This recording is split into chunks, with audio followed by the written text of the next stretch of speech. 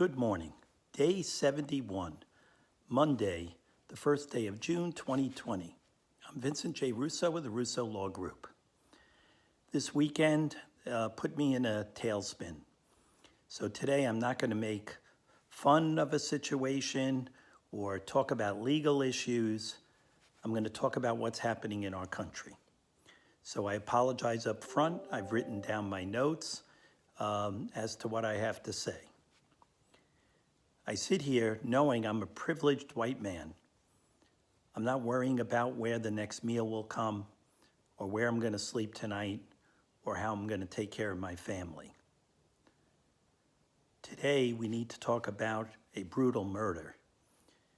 We need to talk about the brutal murder of George Floyd, caught on video, coming off the murder of Ahmaud Arbery. George Floyd, a human being, was murdered. I can't breathe. How those other officers have not been arrested is beyond me and is so troubling. The protests are understandable, while no one should be condoning the violence.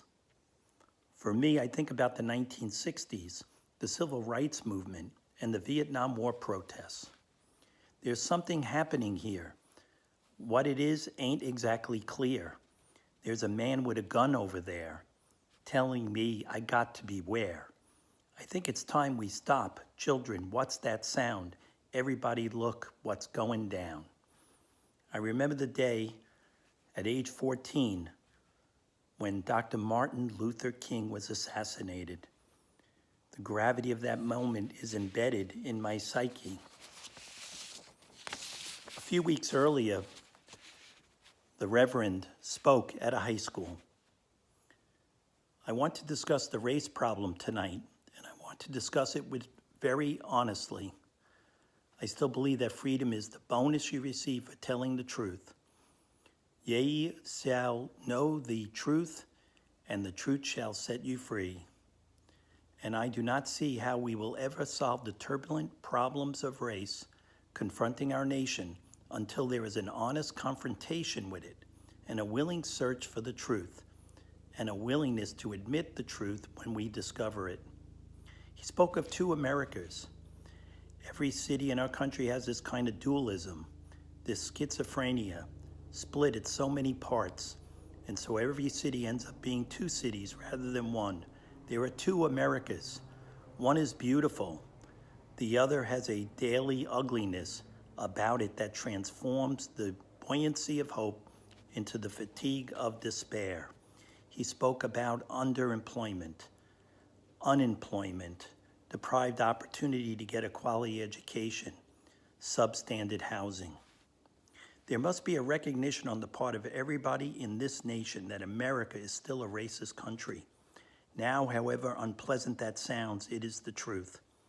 And we will never solve the problem of racism until there is a recognition of the fact that racism still stands at the center of so much of our nation, and we must see racism for what it is. Paranoia strikes deep. Into your life it will creep. It starts when you're always afraid. You step out of line, the man come and take you away. I was raised by Jesuits, and the high school level at Brooklyn Prep, Boston College, and then on to Fordham Law School. Educate and communicate are core values of the Jesuits. The president of Fordham University recently issued a letter. Let us all look into our hearts and see what justice would look like for the communities of color that are languishing and being crushed under the weight of racism in our country. We need to encounter the people who historically have been disenfranchised and continue to experience sadness and pain, and more authentically accompany them. Listen to their stories and learn from them, finding substantive ways to enact systemic change. Such encounters will start to bring about the needed transformation of our understanding of true life, charity, and justice in the United States.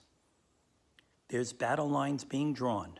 Nobody's right if everybody's wrong. Young people speaking their minds, getting so much resistance from behind. It's time we stop. Hey, what's that sound? Everybody, look what's going down. It's now 50 years later from when Martin Luther King spoke. From the days of the civil rights movement, we still have so much more to do to rid ourselves of this systemic racism. I grew up loving this country. I still do, but what has happened to our country? Where are our morals?